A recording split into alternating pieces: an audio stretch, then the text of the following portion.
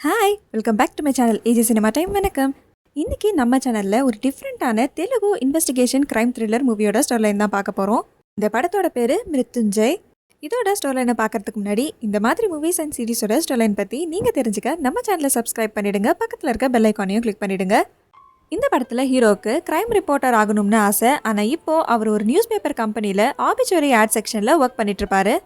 அந்த ஆட்காக சுற்றி இருக்க ஏரியாவில் யாரெல்லாம் இறந்துருக்காங்க அப்படிங்கிற நியூஸை அவர் ஃப்ரெண்ட்ஸ் மூலியமாக கலெக்ட் பண்ணி இறந்தவங்களோட வீட்டுக்கெலாம் வேறு வேறு கெட்டப்பில் போய் அவங்களோட ஃப்ரெண்ட் மாதிரி நடித்து அவங்க ஃபேமிலியை நம்பவும் வச்சு இவர் ஒர்க் பண்ணுற நியூஸ் பேப்பரில் இறந்தவர் பற்றின ஆபிச்சுவரி நியூஸ் கொடுக்க வைப்பார்.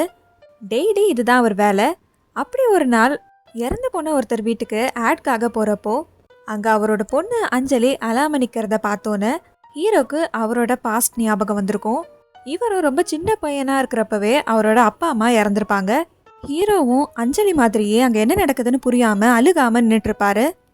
இந்த சம்பவம் நடந்த கொஞ்ச நாள் கேப்பில் 2 தெரு தள்ளி இதே மாதிரி வேற ஒருத்தர் இறந்து போவார்.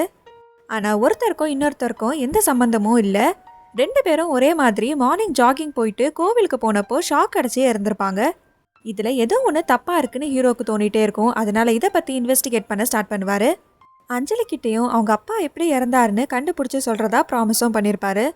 ஹீரோ விசாரிக்கிறப்போ இறந்து போன 2 பேரையும் ஒரே ஆள் ரொம்ப நாளாக ஃபாலோ பண்ணிவிட்டு அவங்க டெய்லி ரொட்டீனை வாட்ச் பண்ணிட்டு இருந்ததை கண்டுபிடிச்சிருப்பாரு.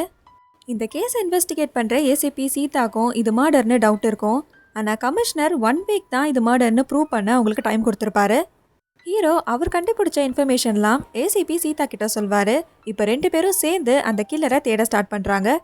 இறந்து போன 2 பேரை ரொம்ப நாள் ஃபாலோ பண்ணிட்டு இருந்த அந்த ஆளோட அடையாளத்தை வச்சு தான் அவனை கில்லர்னு ஹீரோ தேடிட்டு இருப்பாரு. ஆனால் அந்த கெட்டப் அவன் கொலை பண்ணுறதுக்காக போடுற ஒரு வேஷம். அவன் உண்மையாக வேற மாதிரி இருப்பான். ஹீரோ கில்லரை தேட ஆரம்பிக்கிறாருங்கிற விஷயம் அந்த கில்லருக்கு தெரிஞ்சோன்னு அவன் ஹீரோவை கொல்ல ட்ரை பண்ணுவான். அந்த கில்லர் யாரு, எதுக்காக இவங்களை கொன்னான், அவனை ஹீரோ கண்டுபிடிச்சாரா இல்லையா அப்படிங்கிறது தான் இந்த மூவியோட கதை. இந்த படம் உங்களுக்கு பிடிச்சிருந்ததுன்னா அதை கமெண்ட்டில் சொல்லுங்கள். இந்த வீடியோ உங்களுக்கு பிடிச்சிருந்ததுன்னா இதுக்கோ லைக் பண்ணிவிடுங்க.